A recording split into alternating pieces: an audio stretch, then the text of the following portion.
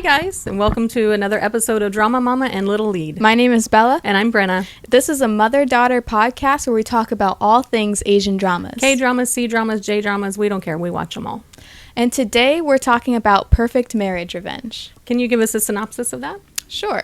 This is from my drama list, and if I get the pronunciations wrong of the names, apologies in advance. It says, Han Hee-ju, a painter adopted by Han Jin-young and Lee Jung-hee, has always been neglected by her family, including her younger sister Han Yura. Married to Yoo Se-hook, Yi-ju discovers he loves her sister after a car accident. She wakes up in the past, before her engagement, and proposes a contract marriage to Se Do-gyu, the handsome grandson to the Taeja group. He agrees and hopes for a real marriage. Good. So, starting off, based on that synopsis, it actually, to me, I felt like it didn't give enough. What do you mean by didn't give enough?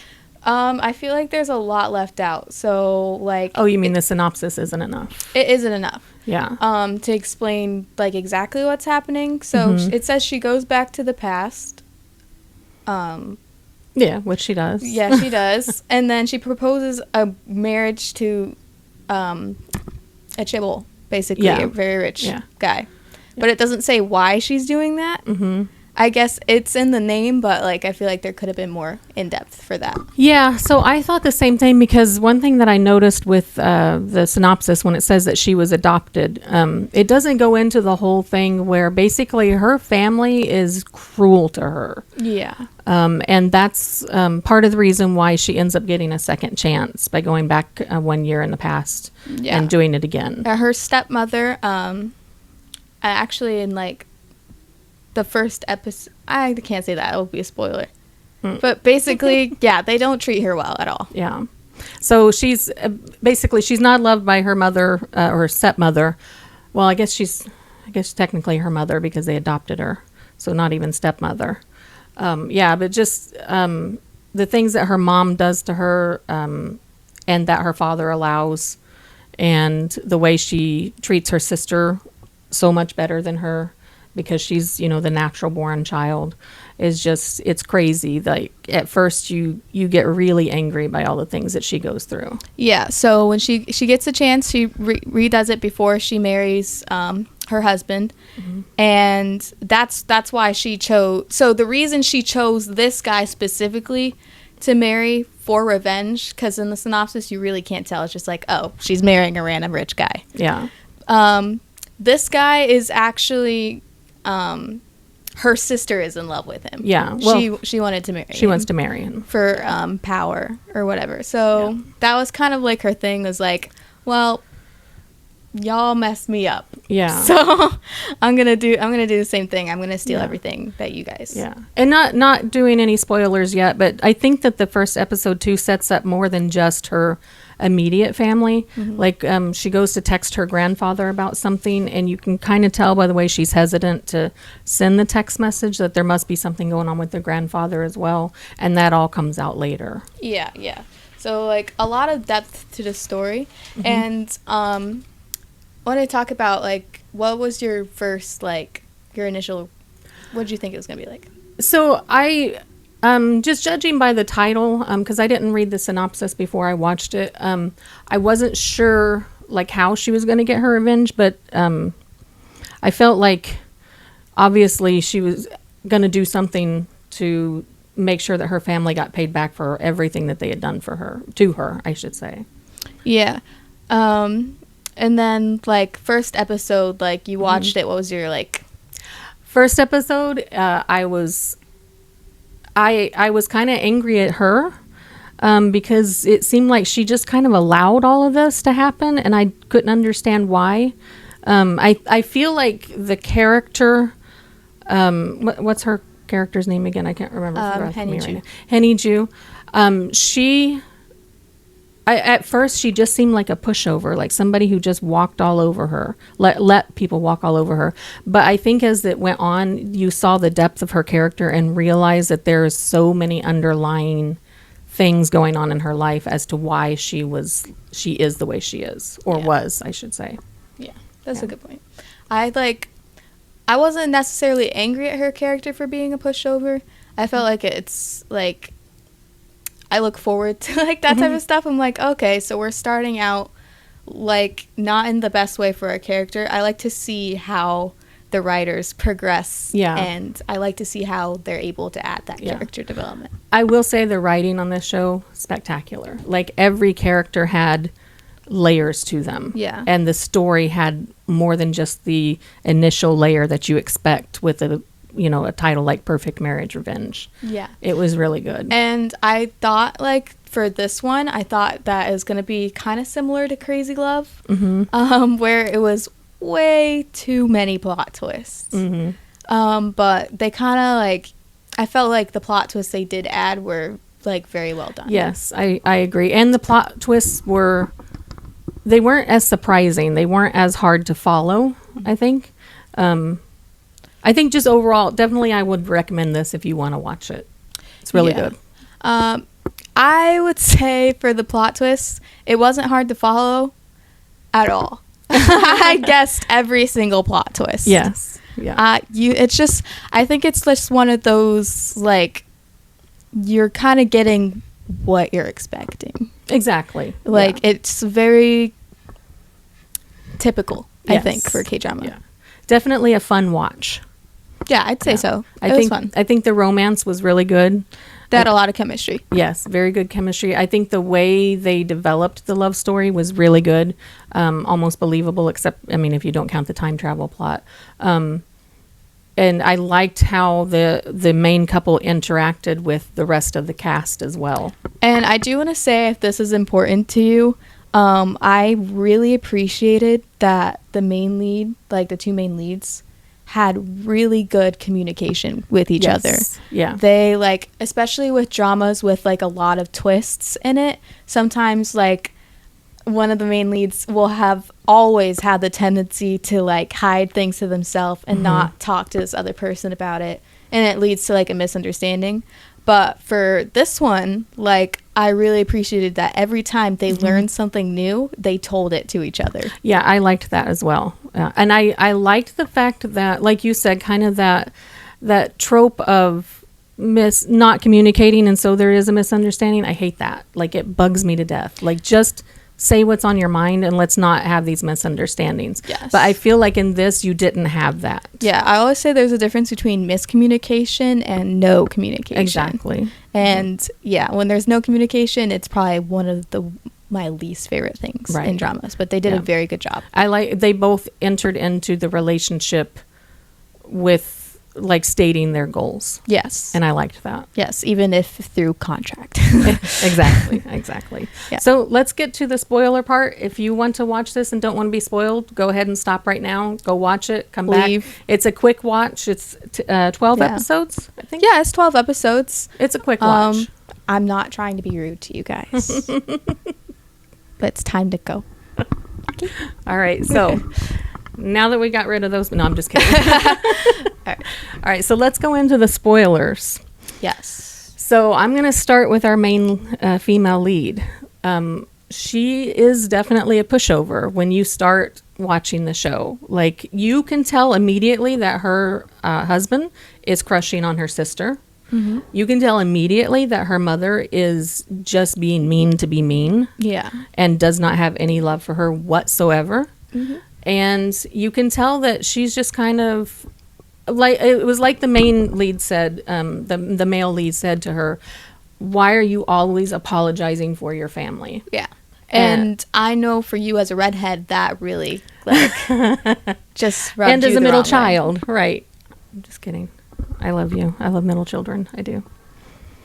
Anyway. Yeah. So what happened was when she was younger, it goes into why she was adopted. Her mother said the reason why we chose you is because you tried so hard to be liked, and I just wanted to see how far you would go. Why would you do that? And I couldn't figure out at first, like, why did they even adopt a child if this is how they were going to treat them? Yeah. It made no sense. But that's when the grandpa came in. The grandpa told his son, you can marry this woman, but only if you also adopt a child. Like, that was his rule for letting him still inherit and get married to this woman. Yeah. And that's... we'll cut this part out. I'm sorry. The female lead, Henny Ju, you could tell from the beginning, right from the very first episode, that she let herself be walked over her entire life. Yeah. It mentions, like, you can see right away that her husband is not interested in her. He does not want her. His family, oh my God. I can't even... No. I can't even get started with his family and the way they treated her. And then...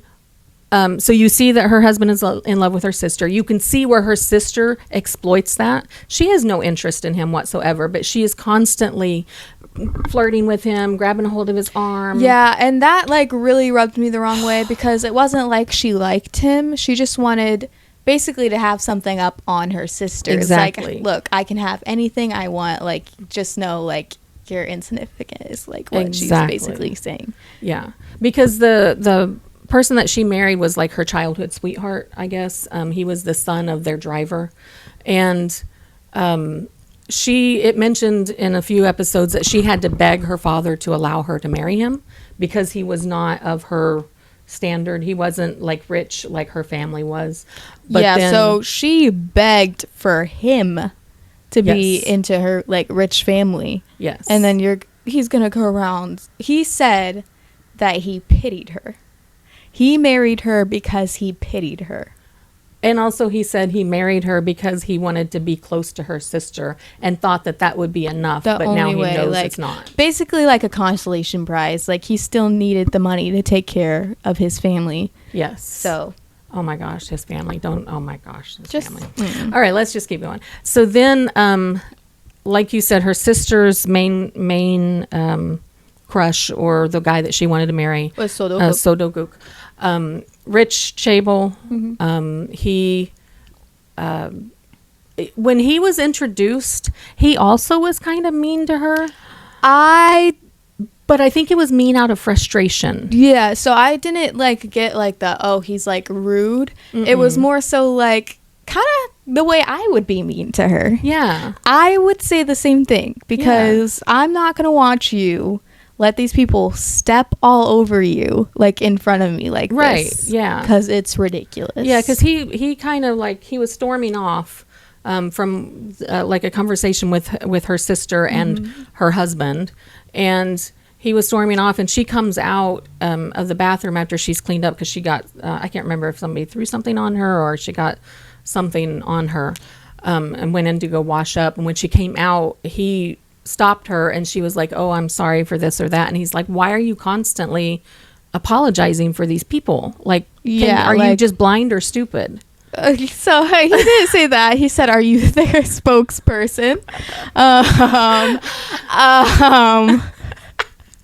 He didn't say that. No, he said something to that effect. He didn't say that at all. Okay, maybe I just thought that. Maybe that's what I was thinking. Anyway, so let it that part too. Actually, okay. So I actually wanted to get into. I had made a couple of notes here that I wanted to talk about. So one of the main things, like, to show how like bad they treated her at home, was that she could not eat any food that was made by someone else. She had to eat like prepackaged like food. Right. And the reason for that was because somebody in her family, or they framed it on a maid, poisoned her food when she was younger. Yeah. So she got really sick from it, and after that point she could no longer eat food that was prepared for her. And her mother continued to put things in front of her knowing that she couldn't do that, and even later said that the reason why she did that is because she wanted to see how far she would go with not eating that type of food. Like, how far would she go without eating? Yeah. And like, just like a terrible woman, okay? Because like, you even find out, like, so she framed poisoning this like on a maid or whatever, but we even find out later that this is not the first time she's tried to kill this girl. Right. She tries multiple times to kill her because she doesn't like her. Yeah. But what we find out, so she's constantly telling her that the reason why she treats her so badly is because she's the fake daughter and her sister is the real daughter. Yeah, and that actually leads, because I have a list of all the plot twists. So that leads to the second plot twist, where we find out that she is actually her father's daughter. Yes. So it seems like what happened, and I mentioned this at the beginning, that the grandfather said you can marry the mother if you adopt a child. The reason for that is because he knew that his son's girlfriend was pregnant and he wanted to marry her, but father wouldn't allow it. Grandfather would not allow him to marry her. So pregnant mom goes away, and later he finds out that there was a house fire, and it was reported that both mother and daughter died in that house fire. So he felt incredibly guilty over this, and that was why it was kind of his way of making up for what he did, by saying, okay, you need to take care of a child that is adopted, so that, kind of to ease his conscience for his part in the death of this granddaughter. Yeah. And then you find out that mom and daughter did not die in the fire, but nobody knew. So at that point, nobody knows, or at least the father did not know, that the little girl is actually his biological daughter. We do find out later that mom knew about it, and that's why, part of the reason why she was so cruel to her was because she found out that she is the actual biological daughter. And so she did not want anybody to supplant her natural daughter. Yeah. Yeah. So, there's a lot of layers in that plot twist, I think. A lot of layers. Actually, I feel like they threw so much in there. I'm seeing a common theme, Mama. I really am. That I like plot twists. Yeah, you really like them plot twists, and a good plot twist, it's good. Mm-hmm. I just don't like so many. I didn't think there was a lot, though. I want the story to be simple and easy to read. Okay. I feel like if you add too much, I think it was simple and easy to read. It goes all over the place. Because I feel like there was one or two plot twists that I was like, why? That were not necessary? Why that weren't necessary. For example, finding out that the mother's secretary, his father is a famous painter. Yeah, that was a little bit weird. Locked in a basement kidnapped, locked in a basement, and forced to make paintings for years. And apparently they were also lovers. That was a little bit weird and unnecessary, I thought, but I don't know. That one through. The main plot twists are the ones that I'm talking about. Okay. I felt like they were good for the story. Okay, well, another one was the brother of Sodoku. Mm-hmm. His leg not really hurt at all. Yeah. I think it was just showing his character would do anything to stay relevant. I love you. I'm sorry. I love a good plot twist. They're fun. Okay. But one plot twist that I actually did really enjoy is finding out that Hanyura, which is Haniju's younger sister, is actually not even her father's daughter. I loved that. I loved that. However, what I didn't love about that was that they didn't settle that at all. Mm-hmm. She found out, she got the papers that said she wasn't her father's daughter. She literally ate and swallowed them, and it was never talked about again. Right. Although I feel like it was just kind of like in a backhand way, because her father did cut her off. Yes, but we do still think that she's his daughter. I don't know, because remember... They never found out. I mean, that's possible. But if you remember the last scene, she was pregnant and living with the original husband. But nobody ever found out. You're probably right. Yeah. that could have been, maybe just forget the other side twist of the painter and just focus The on that painter one. was so unnecessary. I've never seen something. It was unnecessary. You know what? You know what? I enjoyed this drama. Mm-hmm. I liked it. It was good. I did enjoy it. I suggest you watch it. It is very cliche, typical K-drama. Yes. Okay, so let's go back to the plot twists. So other plot twist is that we find out that Soduguk also went back a year in time.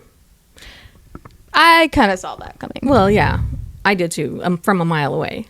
Because why else would he just immediately accept her as his contract wife? Yeah, and I knew from the beginning, like, I was like, he already loves her. Yeah. So, and then we find out it's because he also, like, had bought her painting before it and fell in love with her painting. Yeah. So she was a really good artist. And she would, so part of the story was at the beginning was that there was counterfeit art being sold through her family's art gallery, and her mom, when it came to light, her mom tried to blame it on her and was like, oh, please just, Oh, yeah, you're good. sorry. Oh, please just, tell them that you did it. You won't get in that much trouble. And the reason why it was so easy to blame her was because she was doing a charity work where she would basically copy famous paintings as accurately as possible, and then they would donate them to charities or to like orphanages and things like that, where poor people live that wouldn't get a chance to go and see this beautiful art in person. And so she wanted to make it to where they could at least see it not as a print but on canvas. Yeah. And so her mom would even buy her paint from that time period, and they would age it so that it would look right. And she's just thinking this whole time she's just doing it as like a charity work. And it's during that first episode that she finds out her mom is actually taking that and selling it as actual art, like counterfeit. Yeah. And it's like, so yeah, millions of dollars. Like, this woman is stealing. This woman is crazy. She is insane. Yes. All of that family is insane. Yes. Another plot twist that I would one? like, her mom being alive. Yes. And her mom more important. So in the beginning, I'm just sorry. So in the beginning, she joins like a cooking class to get closer to her soon to be like mother-in-law, because she wants to marry Sodaguk. And so she joins that class, and the teacher there, she gets really close to with really quick and is able to eat her cooking, which is crazy because she feels comfortable. And then we find out that teacher is actually her birth mother. Yes. And that one I also did call.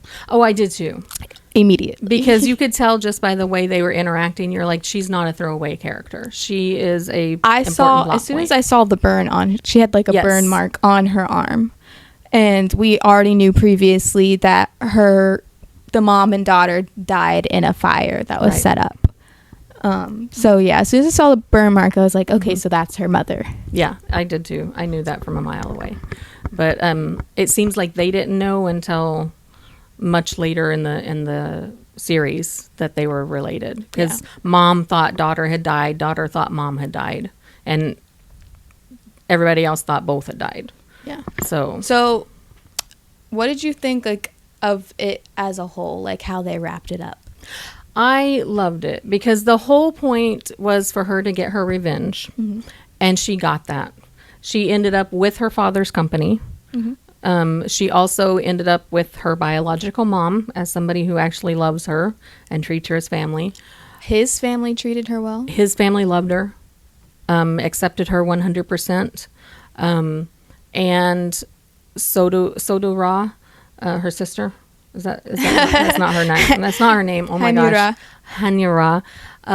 She ended up, like I said, pregnant, and she thought at first that it was Sodoguk's oldest brother's baby, but then when they did the DNA test, they found out that it was the baby of Juni's Honeyju's ex-husband. First husband, yeah. the one that she married in the original plot. So she ends up cut off from her family, from her rich family. Her mom is now in prison. In prison for murder, for and attempted kidnap, murder. and selling and counterfeit paintings. all sorts of things. And she ends up living in a small, like 2-bedroom home with his family and him. Just as he was about to get engaged to somebody else, another rich woman, and she, shows up pregnant, like 9 months pregnant, at the same time that she's being introduced to his mom and sister. It was perfect. I loved that part of it because she got the revenge she wanted, like, so perfectly. It was a very solid ending, I'd say. Don't, like, a couple, like, things left loose here and there, but, like, overall, I think I liked it. I liked the character development. I loved the communication. Yeah. I liked how it ended. She got her revenge. Yes. And I like that she didn't let the revenge, like, overtake her life either. Exactly. She didn't stay angry. She was just like, you know what? I'm going to enjoy my life now because I have a good life. She moved on. She was happy, married, and at the end, it even shows that they had children. Like, it kind of jumps forward a little bit to where they have the baby, and then they show pictures of them through the ages. And I loved it. Like, it was the perfect way to end her chapter because she got the revenge. She now has a family that loves her. She has a daughter of her own so that she can treat her the way she wants to. She has bio mom back in the picture as somebody who loves her as well. She has friends, and she's a much more confident person. Yeah, I really enjoyed that.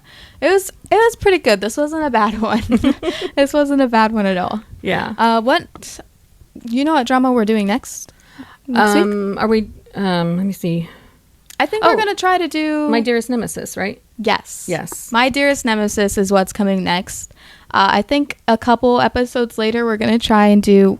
There's one that's really similar to Perfect Marriage Revenge. Yes. It's called Marry My Husband. Marry My Husband. We're going to try and do that, and then we're going to kind of compare the two, because they're very similar. Yeah, they're very similar. Yeah. So I'm looking forward to that. That should be fun.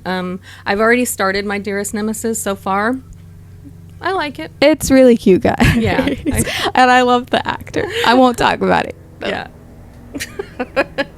So we have a few things planned out for you guys in the future. We're going to do a couple of like special episodes, maybe like a second lead syndrome Saturday where we talk about our favorite second leads. We have another episode. We're kind of fighting over our favorite actors. Anybody who knows my mom knows she's a really big Rowoon fan. Because he's beautiful. And I love Nam Joo-hyuk. And he's just all right. No. So we'll talk about why Bella is wrong and I am completely 100% right. Yeah. No. Okay, I have that on camera. Okay, no, I'll cut that out. Yeah, right. Yeah, but overall, I liked it. Yes. Would I wouldn't rewatch it. Would you? Would you rewatch it? Yes. Actually, I guess this was your second time. This was my second time through. I loved it. Like, and you know me, I'm a sucker for a good romance. And they had a good romance. They really had chemistry. And I liked that. Yes. They had really good chemistry. So watch it. Really good. Short watch. Only 12 episodes. You can probably binge it in a weekend. Yeah. I feel satisfied. I finished it. I don't think I would like feel the need like to watch it it again. Yeah. That's how I feel. But I pretty much watch everything more than once. Yeah. So I think you guys are going to probably see like a common theme in these episodes. I think it's really hard to please me. It really is. Bella is we have very different tastes in our dramas. We do. That's for sure. You guys yeah, you'll see. Yeah. It'll be interesting. So if you guys actually have any suggestions on K-dramas or any dramas that we can watch, C-dramas, J-dramas, let us know. Or if you have some recommendations for our second lead syndrome Saturday. Yeah, was there a second lead that really just upset you, like just makes you cry every time you think about it? Please put it in the comments below. Your recommendations for us to watch in the comments below. Yeah. It's much appreciated. Don't forget to like and subscribe, and we'll see you guys again next week. All right, you guys. Peace. What?